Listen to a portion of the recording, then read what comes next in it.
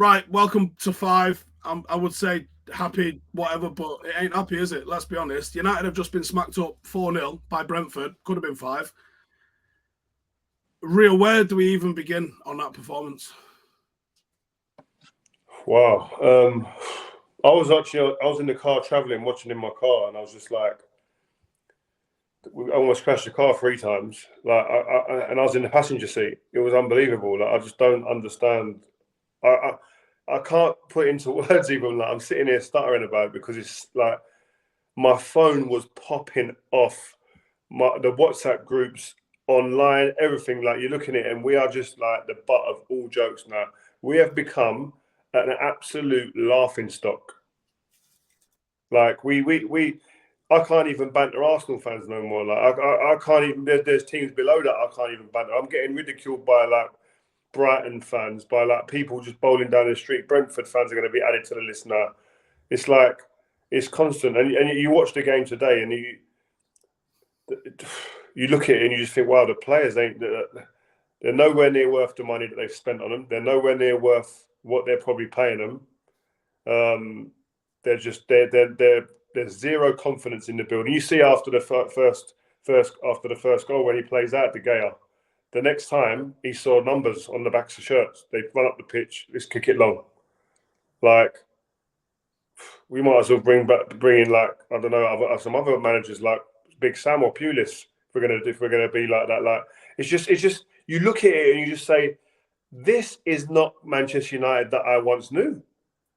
Like even if it's like a bit of a fall from grace this far, like, and you know what? It's almost like it's beyond digging out individual players even. Like it's just I mean, I don't mind digging out on an individual. If someone's made a mistake, you can call out individual mistakes. But 4-0 and the 2 performances back to back with Brighton and Brentford, winnable games at the start of the season for United. Not easy. I wouldn't have said either of those teams are easy because they both compete. Steve, winnable games. Steve, we've got Liverpool coming up next. Yeah, I'm looking at flights, mate. This is what I mean. It's mad. I don't understand it. We're not even playing like the top tier in the league. We're not playing the top 6 teams or top 8 teams there.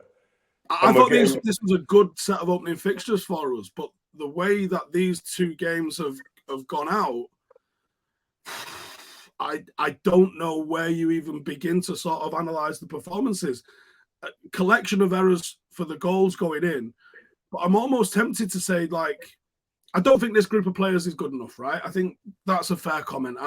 When I was doing my preview yesterday and I was looking at what squad do I put in this, what team do I say, what do I select to win a game here? It's so thin. It's so devoid of like match winners that I almost feel sorry for some of the players that were putting out there today because you know what, Steve? I don't feel sorry for the players. I feel sorry for Ten Hag. He's coming under false pretenses. He's coming expecting new signings.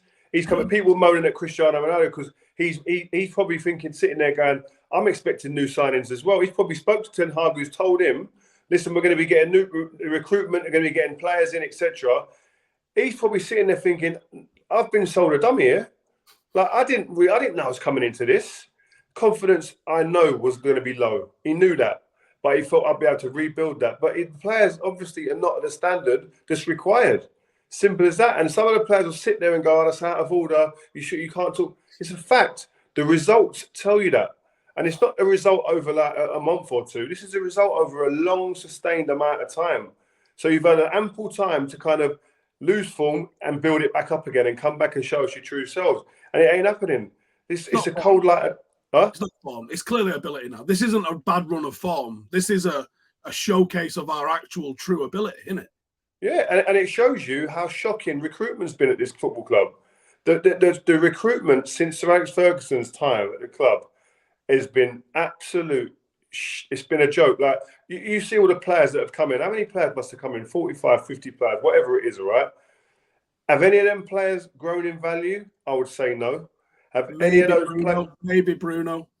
Well, Dan James went for a profit on what they bought him for, yeah, whatever. But like, there's one. Normally, you'd fall on 2 or 3 accidental diamonds that fall out of that number of transfers that we've done. Not even that. We've not even had that. You know what I mean? You're sitting there and going like, how can it possibly go so wrong? And listen, a lot of money's been spent on players, obviously not the right ones.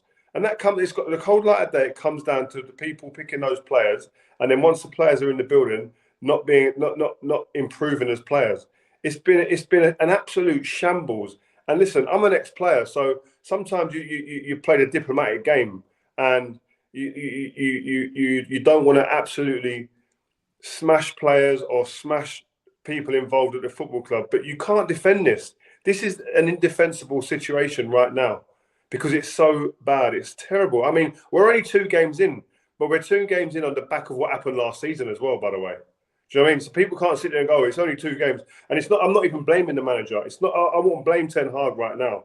You can pick at his team selection or whatever, but this is a bigger problem and wider problem than that. You can't even really pick at his team selection. It's not like he's got vintage world-class players just chilling on the bench that you go, mate, if you just played 2000 Roy Keane, we'd be fine. He's not got that on the bench. The players that are at his disposal, I think he's probably there. My personal belief is I wouldn't have picked Maguire. I would have gone with Varane and Martinez. But in the grand scheme of things, does that change it from being 4-0 loss to a 2-0 win? No, probably not. No. Listen, we weren't at the races, mate, as well, by the way. You saw the way Brentford set up. They come out, they look like sprinters waiting to pounce when we were doing set plays to play out from the back. They were sitting there like Usain Bolts, all on your marks, ready to set go. Like, there was no like, oh, I don't know what they're going to do or what they're going to throw at us. No, they were saying, play, we dare you to play. They were at it. But you go to Brentford, you know they're going to be at it. I went to Fulham the other day, a team just promoted. They were all over Liverpool. So there's no surprises in this league. You know what you're going to get. And Ten Hag, he's new to the league, so he's going to get a couple of surprises here and there. But them players have been here. He ain't had the fortune of being able to bring in 5 or 6 new players. So all the players there got no excuses. You know you're going to Brentford. It's going to be a tough game. And if you don't roll your sleeves up minute 1, you're going to get turned over. And now we weren't sitting there thinking we'd get done 4-0. But today we've been absolutely battered. I thought it could be tough, but we get a win here. And I was miles away. I got a big question for you. I'm actually sick of how many people tweet me and just say, why doesn't Rio talk about the Glazers? Talk about the Glazers. Well, first and foremost,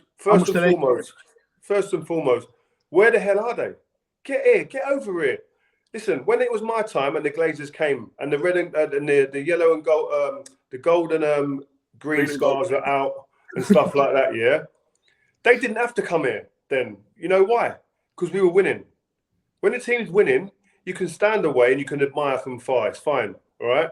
And all the calls for you to throw the towel in and give the club up, you can stand away and you're saying, you know, look what's going on the pitch. We're the owners and the team are winning. That gives you a bit of grace, right? Still, people are unsettled. But the team's losing, right? And this ain't like no normal business. It's a football club, right? With heritage, with history, with character, with personality, real people involved, right? So treat it like that. I think you need to come here and communicate. I said on the show with BT earlier, at a football club, communication is one of the key components to being successful from the top down, bottom up. They're not communicating with the fans. They're not communicating with the people. No one knows where they are. They can't put a face to it. And I think that's disrespectful. And I think it's out of order. And they need to come here and need to put themselves right at the front and start shouldering some of this blame, because they're allowing other people to take all the blame, and they are intrinsic in what goes on at this football club, good or bad. Didn't it go? Well, if they don't show the care, I think if they don't, people will say like, Mr. Sheikh Mansour doesn't come to many games with City, but they're winning. He can do that. It's fine, right? But you're losing. We're getting battered. We're not just losing. We're getting battered. We're being embarrassed. We're in embarrassment at the moment, and no one's coming here to front up. I couldn't give a fuck if they come or not. They haven't invested in the stadium. That as well. The stadium looks exactly like it looked. The only slight difference is that the quadrants got filled in, but that was booked before they bought the club in 2004. So that's the boxes are better. The boxes are better. That's it, where the money is.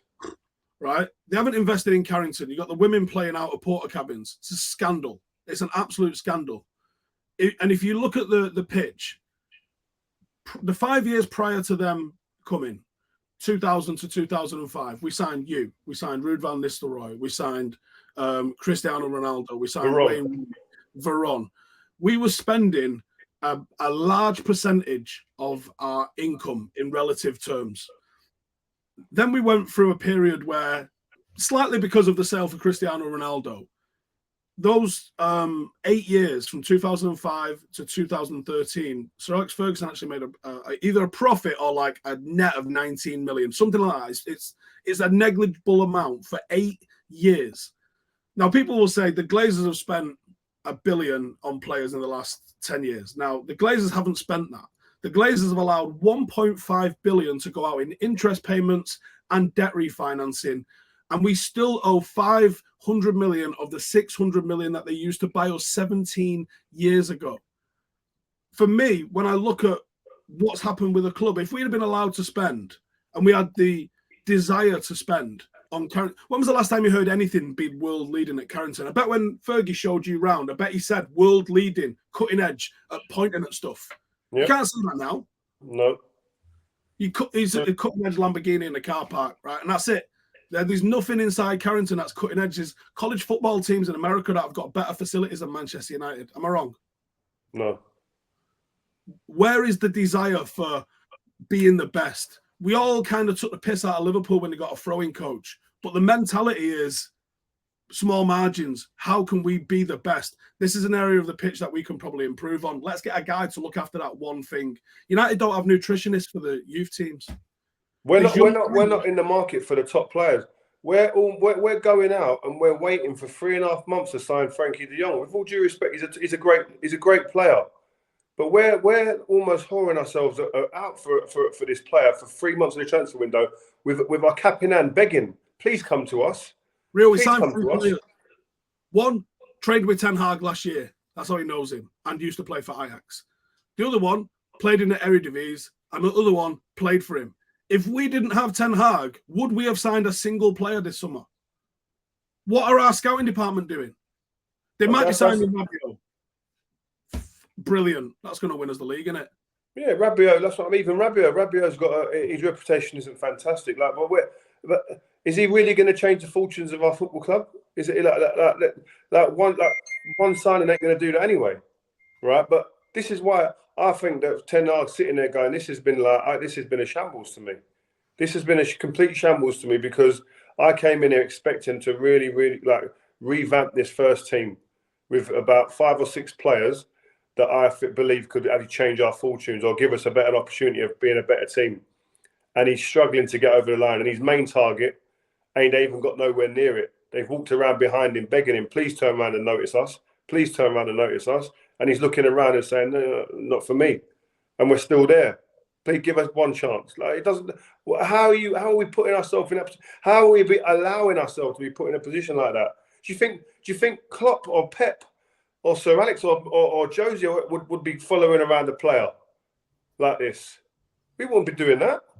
You don't want to come to us, right? Go away, go about your business. Good luck to you. Right, move on to the next target. It frustrates the life out of me.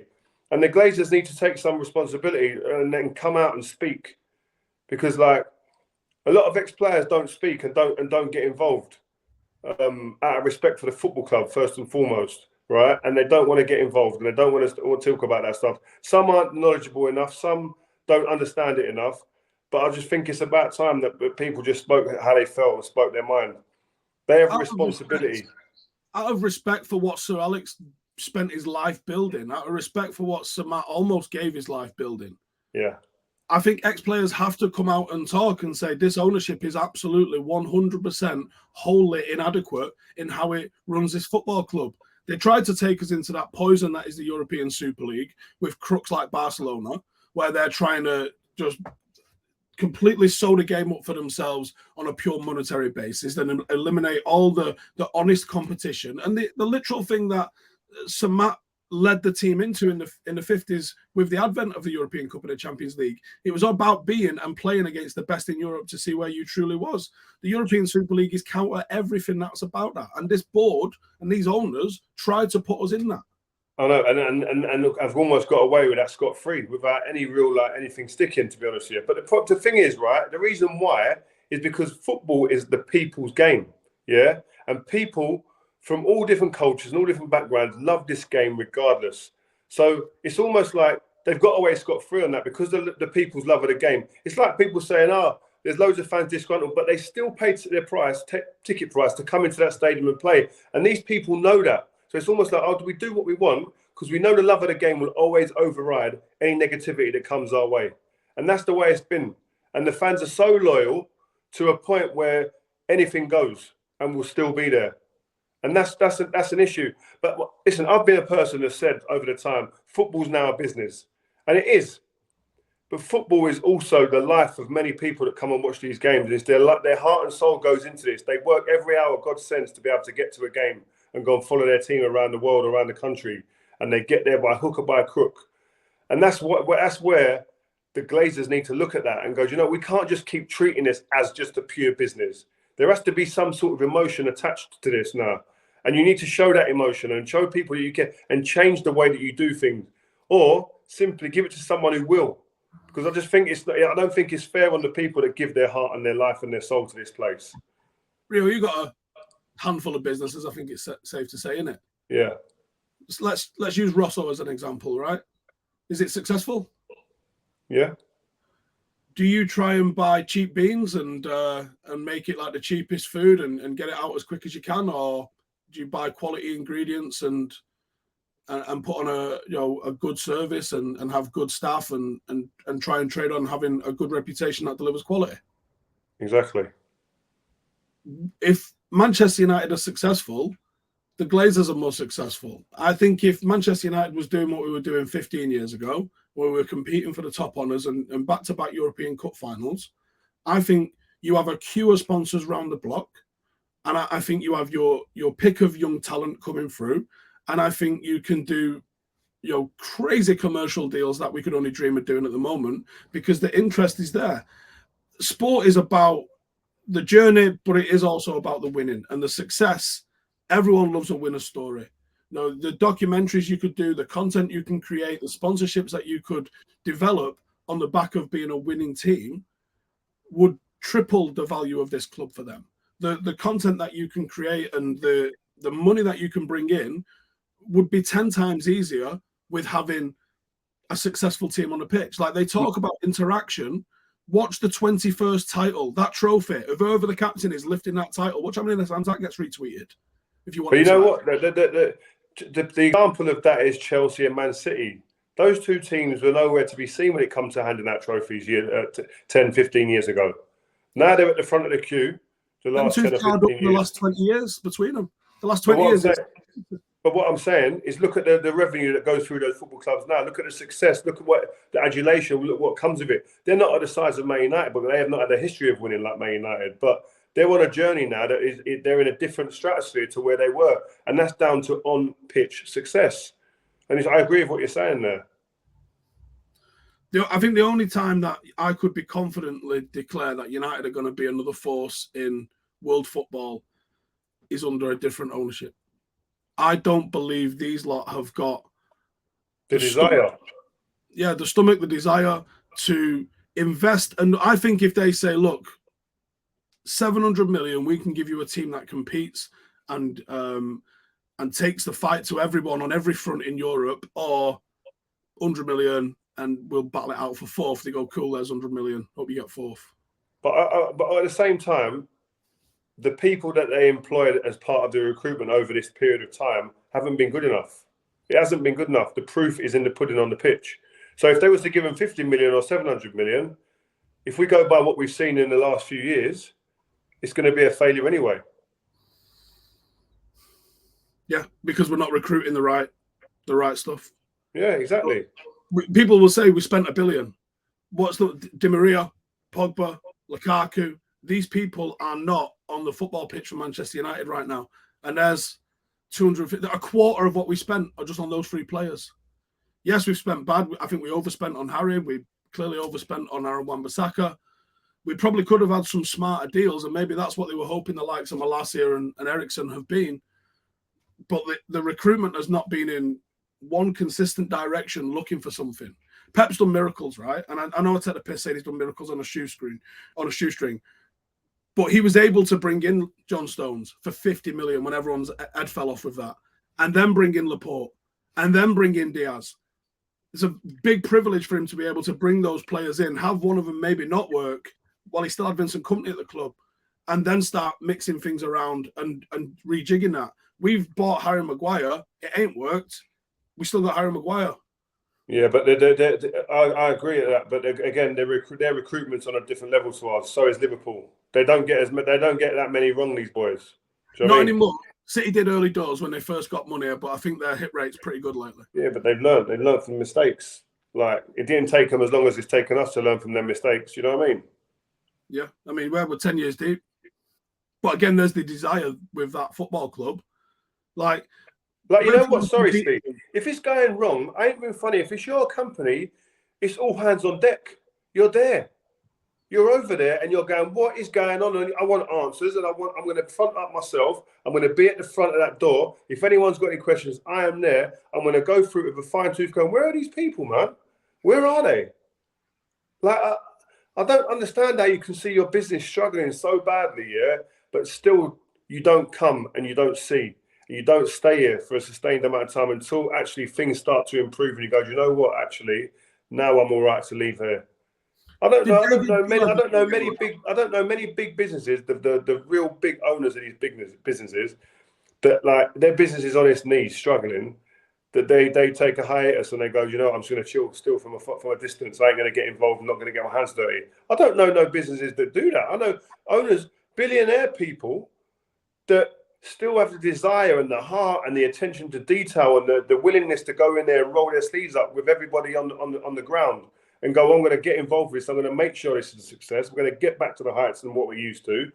But these guys ain't doing that, man. I don't see it. And they wonder why people are calling for their heads to come out of the club. Did David Gill ever dig anyone in when he was CEO? Or was it smooth? He would tell us. He would tell us straight. That ain't happening. You ain't doing that. You ain't getting away with that. This is the new way we're doing it, and that's it. And Mr. Gill is the most private, Mr. Gill, most polite guy that you're going to find. But when he made his mind up on something, there was no turning him. And he would tell you in no uncertain terms and in the calmest and cleanest way possible and politest way possible, with a cheeky smirk at the end, and say, I'll see you later. But knowing that we're going to have to come back with a bit of our tail between our legs because he snookered us. But I don't get it, man. I'm just like, I'm fuming. I'm gutted, man. I'm just sitting there embarrassed, man. And you just sit and think, like, on the pitch stuff's going on, but it's bigger than that now. Because all these managers can't be wrong. Do you know what I mean? All these managers can't be terrible, as bad as what everyone's made out, and me included. These players have got to take some responsibility. They ain't been good enough. Think we'll stay up? Well, we're bottom of the league at the moment. It's a big fight now. Big fight. 40 points, lads. Let's go. I'm going, man. In a bit. Take care.